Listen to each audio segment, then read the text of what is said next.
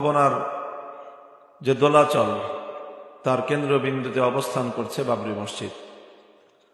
1992 সালের 6 ডিসেম্বর উগ্রবাদী হিন্দুদের আক্রমণে শাহাদাতপ্রাপ্ত হয় 500 বছরের প্রাচীন মুসলমানদের সিজদাগাহ বাদশাহ বাবরের হাতে নির্মিত আল্লাহর পবিত্র ঘর, পবিত্র বাবরি মসজিদ। বাবরি মসজিদের শাহাদাতের পর সেখানে অনেক নাটকীয়তার মধ্য দিয়ে পৃথিবীর ইতিহাসের ঘৃণ্যতম জুডিশিয়াল অন্যায় আগ্রাসনের মাধ্যমে বাবরি মসজিদের জায়গায় রাম মন্দির নির্মাণ করা হয়েছে। একটা অন্যায়কে শুধুমাত্র কিছু সন্ত্রাসীরা করলে, অন্যায়কারীরা করলে সেটা যতটা বড় অন্যায় হয়, সেই অন্যায়কে যদি বিচার বিভাগের মাধ্যমে, কালো রায়ের মাধ্যমে বৈধতা দেওয়ার চেষ্টা করা হয়, সে অন্যায়টি তখন আর শুধু একটি অন্যায় থাকে না, সেটি একটি রাষ্ট্রীয় মহা অপরাধে পরিণত হয়। বাবরি মসজিদকে কেন্দ্র করে ভারত রাষ্ট্র সে অপরাধ করেছে, সে অন্যায় করেছে। ভারতের বিচার বিভাগ মুসলমানদের বাবরি মসজিদের বিপক্ষে নিজের অবস্থানকে ব্যক্ত করে 500 বছরের জ্বলন্ত ইতিহাসকে মাটিতে চাপা দেওয়ার ব্যর্থ চেষ্টা চালিয়েছে। এই ইতিহাস চাপা পড়েনি, বরং ভারতের বিচার ব্যবস্থা এবং তাদের আদালতের স্বরূপ মুসলমানদের সামনে, বিশ্ব বিবেকের সামনে উন্মোচিত হয়েছে।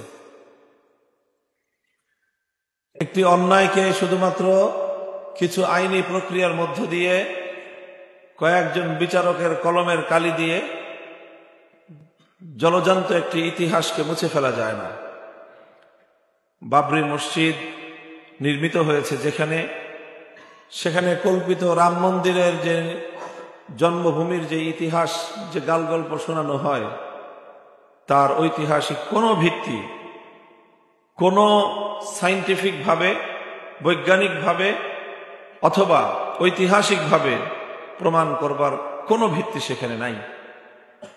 শুধুমাত্র গায়ের জোরে উগ্র হিন্দুত্ববাদের যেই বিষ বাষ্প, সেটা ছড়ানোর জন্যই রাজনৈতিক ট্রাম্প কার্ড হিসাবে বিজেপি তাদের উত্থানের হাতিয়ার হিসাবে এই সাম্প্রদায়িকতাকে তারা নিজেদের রাজনৈতিক খেলার মূল উপাদান হিসাবে ব্যবহার করেছে এবং সেখানে নির্লজ্জভাবে তাকে আইনি ভিত্তি দিয়েছে ভারতের আদালত, সর্বোচ্চ আদালত পর্যন্ত।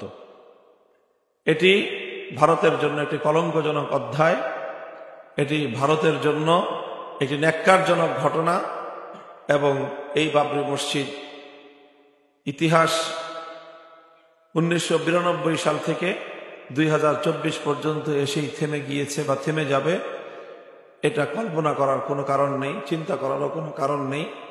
বরং বাবরি মসজিদকে কেন্দ্র করে ভারতের সঙ্গে, ভারতের হিন্দুত্ববাদের সঙ্গে এই উপমহাদেশ জুড়ে মুসলিম জাতির যে সংঘাত শুরু হয়েছে, এই সংঘাতের সমাপ্তি ঘটবে ভারতের খান খান হওয়ার মধ্য দিয়ে, ভারত ভাঙার মধ্য দিয়ে, এবং সেখানে আবার রাম মন্দিরের জায়গায় বাবরি মসজিদ পুনরুদ্ধারের মধ্য দিয়ে ইনশাআল্লাহ।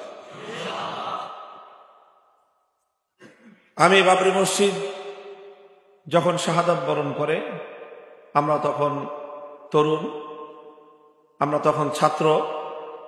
রাত গভীরে যখন বাবরি মসজিদের শাহাদাতের এই দুঃখজনক সংবাদ বিশ্ব মিডিয়ার মাধ্যমে চারিদিকে ছড়িয়ে পড়ে, আজও আমাদের চোখে সেই দৃশ্য ভাসমান। রাতের অন্ধকারেই, সেই রাত গভীরেই ছাত্র জনতা বেরিয়ে পড়েছিল বাবরি মসজিদের শাহাদাতের প্রতিবাদ জানাতে। সারা পৃথিবী জুড়ে প্রতিবাদ হয়েছিল, বাংলাদেশে তার প্রতিবাদ হয়েছিল। ঢাকার শহর এবং সেই ঢাকার শহরের নিস্তব্ধ রজনীর নীরবতা ভেদ করে আল্লাহু আকবরের ধ্বনিতে তরুণ ছাত্র জনতা কাঁপিয়েছিল ঢাকার রাজপথ।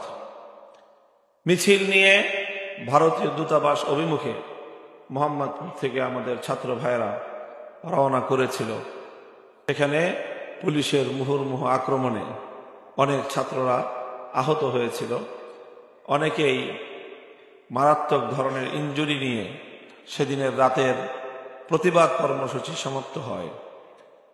ফজরের নামাজের পর সুবহে সাদিকের আলো ফুটে ওঠার পর সূর্যোদয়ের আলোক রশ্মি পূর্ব দিগন্তে উদ্ভাসিত হওয়ার সাথে সাথে গোটা ঢাকার শহর থেকে খণ্ড খণ্ড প্রতিবাদ মিছিল শুরু হয় এবং সেই সব মিছিলগুলো একত্রিত হয় ঢাকার প্রাণকেন্দ্র ঐতিহাসিক প্রেস ক্লাবকে কেন্দ্র করে। শাইখুল হাদিস আল্লামা আজিজুল হক রহমতুল্লাহ আলাই সেখানে ঘোষণা দেন। তখন জাতীয় স্টেডিয়ামে বাংলাদেশ ক্রিকেট দলের সঙ্গে ভারতীয় একটি ক্রিকেট দলের ম্যাচ এবং খেলা অনুষ্ঠিত হচ্ছিল।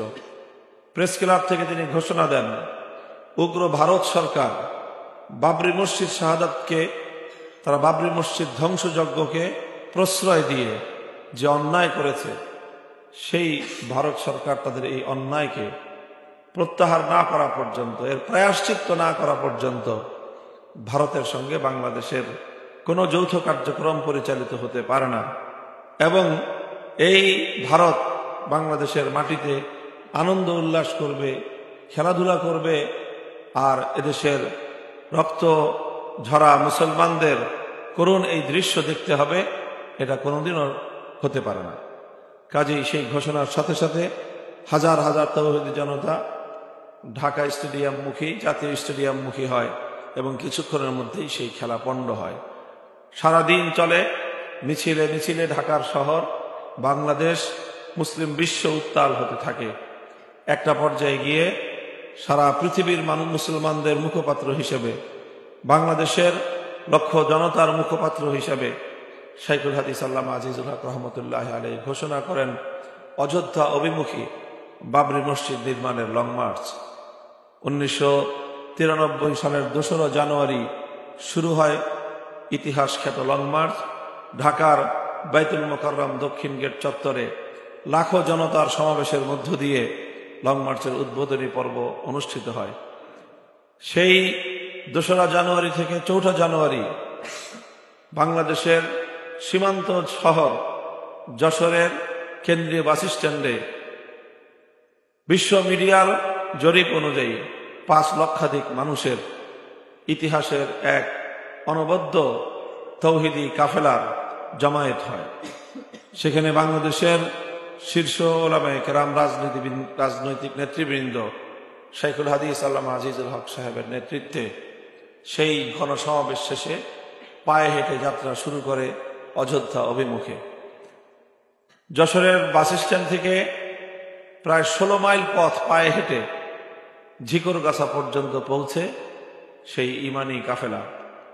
সেই কাফেলার অভিযাত্রা ছিল এক অনিন্দ সুন্দর, ছিল তাদের প্রতিবাদ, কিন্তু ছিল সাম্প্রদায়িক সম্প্রীতির অনন্য দৃষ্টান্তে ভাস্বর। আমরা দেখেছি ইতিহাসের সেই সোনালী অধ্যায়ের একজন প্রত্যক্ষদর্শী এবং একজন সৈনিক হিসেবে আজও নিজেকে গৌরবান্বিত বোধ হয়। বাবরি মসজিদ শাহাদাতের পর থেকে লং মার্চের শহীদি কাফেলার অভিযাত্রা পর্যন্ত প্রতিটি স্তরে, প্রতিটি পদক্ষেপে রাজপথে ভূমিকা রাখার সুযোগ আমাদের হয়েছিল। 1993 সালের 4ঠা জানুয়ারি সন্ধ্যাবেলায় ঝিকরগাছায় সীমান্তের খুব কাছাকাছি জায়গায় লং মার্চে গুলি চালানো হয়। সেই গুলিতে শহীদ কামরুল ইসলাম এবং হারুন শাহাদাত বরণ করে এবং লং মার্চের কাফেলা সেখানে থমকে দাঁড়ায়।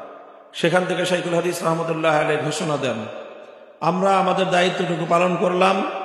আমরা আমাদের সরকারের এবং বাংলাদেশ সরকারের নিয়োজিত আইন শৃঙ্খলা রক্ষাকারী বাহিনী, সীমান্তরক্ষী বাহিনী, বিডিআরের তাদের বাধার মুখে আমরা আমাদের সীমান্ত অতিক্রম করে অযোধ্যা অভিমুখী যাত্রা করার সুযোগ আমাদের না হওয়ায় আমরা এখান থেকে আপাতত আমাদের কর্মসূচি স্থগিত করে আমরা ফিরে যাচ্ছি।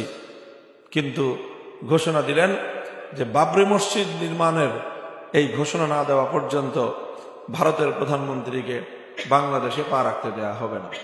তৎকালীন ভারতীয় প্রধানমন্ত্রী নরসিংহ রাও সার্ক অধিবেশন উপলক্ষে ঢাকায় আসার কথা ছিল। যেদিন তিনি ঢাকায় আসবেন সেদিন শাইখুল হাদিস রহমতুল্লাহ আলাইহি ঘোষণা করলেন যে বিমানবন্দর ঘেরাও করা হবে। তার এই ঘোষণার প্রেক্ষিতে বিমানবন্দর ঘেরাওয়ের আগের দিন শাইখুল হাদিস রহমতুল্লাহ আলাইহি সহ শীর্ষ নেতৃবৃন্দকে গ্রেফতার করা হয়। নরসিংহ রাও বাংলাদেশে আগমন করে, তবে বাংলাদেশের মাটিকে তার স্পর্শ করার সৌভাগ্য হয়নি। বিমানবন্দর থেকে হেলিকপ্টার যোগে সেই 5 তারকা হোটেলের লবিতে তিনি অবতরণ করেন। সেখানে কোন রকম চুপিসারে সার্ক অধিবেশন সম্পন্ন করে আবার আকাশপথে উড়াল দিয়ে তাকে ভারতে ফিরে যেতে হয়। বাংলাদেশের মানুষের ঐতিহাসিক বাবরি মসজিদ আন্দোলন পৃথিবীর ইতিহাসকে নাড়া দেয়। সারা বিশ্ব মুসলিম জাতি এতে উদ্দীপিত হয়, তাদের মধ্যে একটা প্রেরণা জাগে। বাংলাদেশ বিশ্ব দরবারে তার ভাবমূর্তি উজ্জ্বল করে। ইসলাম এবং মুসলমানদের স্বার্থ রক্ষায় বাংলাদেশের মুসলমানরা কতটা তেজোদ্দীপ্ত ভূমিকা পালন করতে পারে, বাংলাদেশের ইতিহাসে বাবরি মসজিদ লং মার্চ তার একটি অনন্য মাইল ফলক। বাংলাদেশ খেলাফত ছাত্র মজলিসের প্রিয় ছাত্র বন্ধুরা, এটি আমাদের গৌরবোজ্জ্বল অতীত ইতিহাস। এই ইতিহাসে আমাদের অগ্রজ নেতৃবৃন্দ অনবদ্য ভূমিকা পালন করেছেন।